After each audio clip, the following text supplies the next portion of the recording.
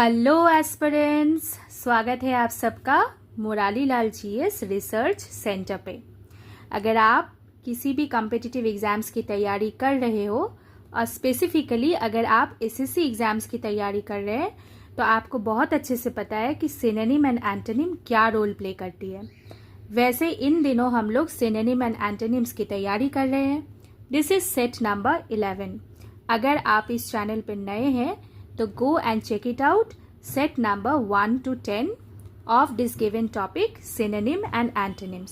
साथ ही साथ हम लोग idioms and phrases की भी तैयारी कर रहे हैं। इस चैनल पे और भी कई सारे वर्कशीट्स दिए जाते हैं जनरल अवेयरनेस के ऊपर, मैथ्स के ऊपर, साइंस के ऊपर।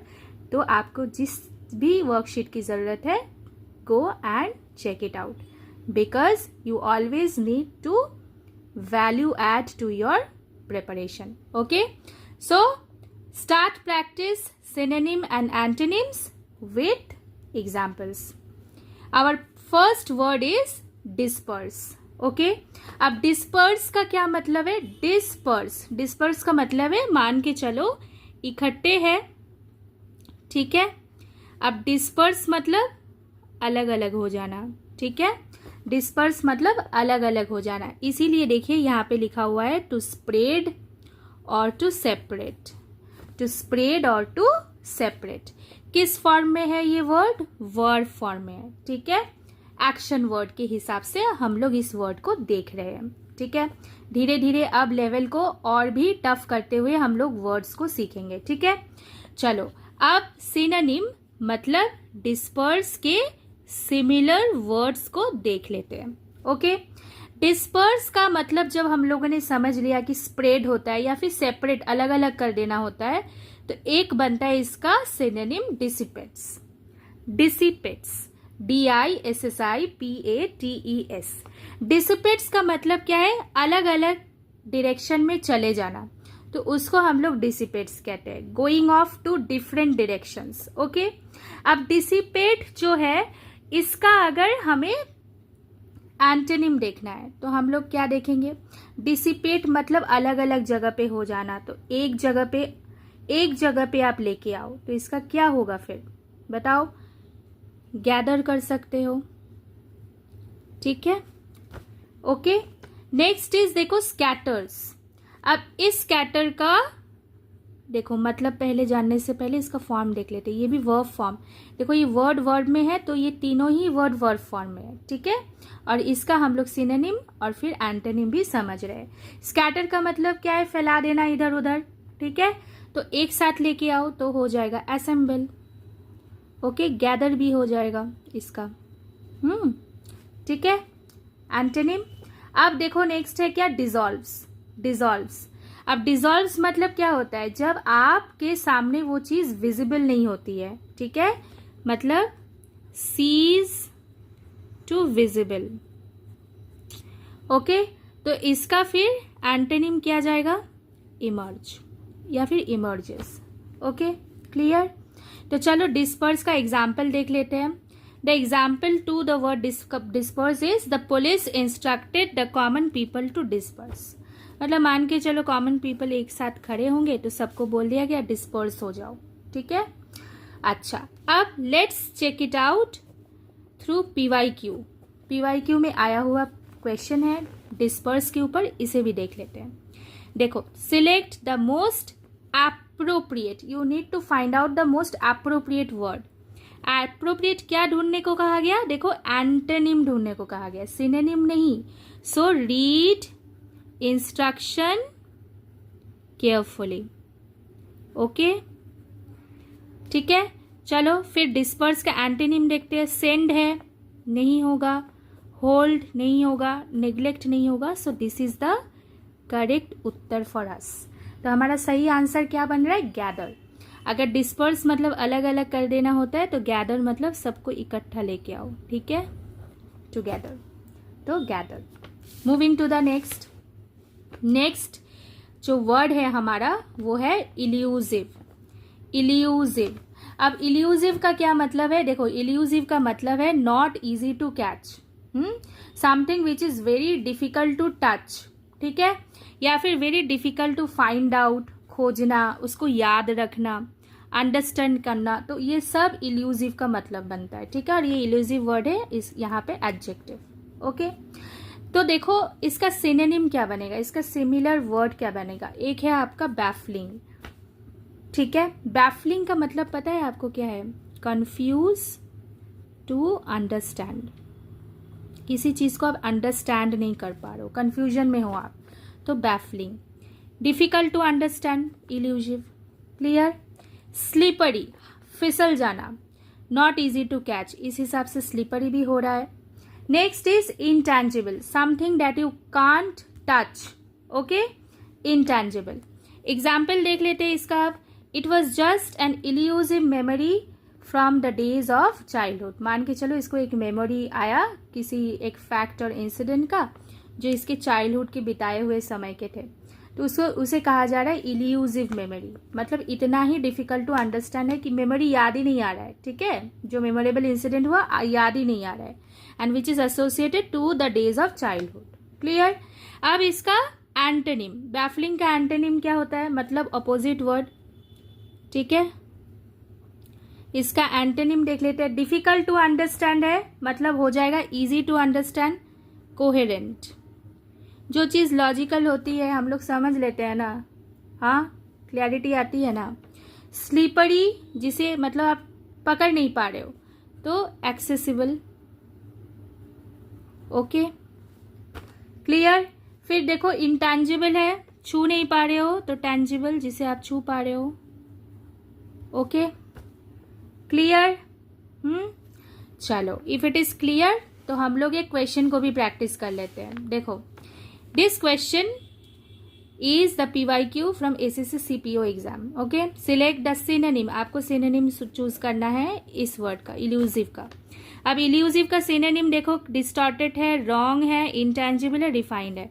इल्यूजिव मतलब मैम ने क्या कहा था, याद करो, जो हम लोग बहुत आसानी से पकड़ नहीं सकते, या फिर बहुत आसानी से याद नहीं रख सकते, या फिर बहुत आसानी से खोज पड़ताल नहीं कर सकते, उसे हम लोग इल्यूजिव कहते हैं। तो यहाँ पे देखो इंटैंजिबल, जो चीज़ इंटैंजिबल हो तो उसे हम लोग कहाँ से पकड़ेंगे, है ना। तो ये होगा अपना सही सिनोनिम। क्लियर। क्लियर हो रही है ना, तो एक कमेंट करके मैम को बताओ क्लियर हो रही है। अगर चैनल पे नए हो तो Murari Lal GS research centre को सब्सक्राइब करो, बेल आइकन को ज़रूर दबाना ताकि हमारी मेहनत आप तक पहुंचे। हम लोग जो इतना मेहनत कर रहे हैं आप लोगों के लिए, जितना भी हमसे प्रयास हो पा रहा है वो आप तक पहुंचे, ऑन टाइम पहुंचे, और आप उसे देख के पढ़ सको। अच्छा लगे तो लाइक कर देना, हम तक ज़रूर पहुंचती है। अगर आप लाइक करते हो तो हम लोग देख पाते हैं उसे, और अपने दोस्तों यारों को भी शेयर करना ताकि उनका भी कुछ भला हो जाए। Okay, moving to the next. Our next word is allay. Allay. अब एले का मतलब पता है क्या है, मान के चलो आपको बहुत डर है, एक एग्जाम्पल। अब उस डर को कितना कम किया जा सकता है, तो उसे हम लोग एले कहते हैं। Okay, clear, absolutely. His father was able to allay his fears on riding cycle. होता है ना, पहली बार जब हम लोग साइकिल चलाना सीखते तो डरते तो है ही, बहुत कम लोग होगा जो नहीं डरता होगा, ठीक है। अच्छा, अब सिनोनिम देखो, एले का मतलब ईज। हाँ, ऑब्वियस सी बात है भाई, आपको ईज एक फीलिंग तो आ ही रहा होगा ना। अगर आपका डर कम हो रहा है तो you are at ease, right. Okay, you are feeling relieved. तो इसका फिर एंटोनिम क्या हो जाएगा, टाइटेंस, मतलब सख्त। Okay, relief. रिलीफ का फिर क्या हो जाएगा, इम्पेयर्स। ओके, सूद, ठीक है, ट्रबल कर दो। क्लियर हो रहा है ना आपको। चलो, let us practice a question. SSC CHSL का आया हुआ क्वेश्चन है, एले। क्या ढूंढना है आपको, एप्रोप्रिएट सिनोनिम ढूंढना है, ठीक है। रिलीव है, रिलीज है, अरेंज है, एलियोर है। एलियोर का क्या मतलब है, अट्रैक्ट करना, तो होगा नहीं। अरेंज मतलब थिंग्स आर ब्रिंगिंग टुगेदर, तो ये भी नहीं होगा। रिलीज भी नहीं होगा, तो क्या होगा, relief is the correct verb and correct answer. Okay, clear. चलो, moving to the next question.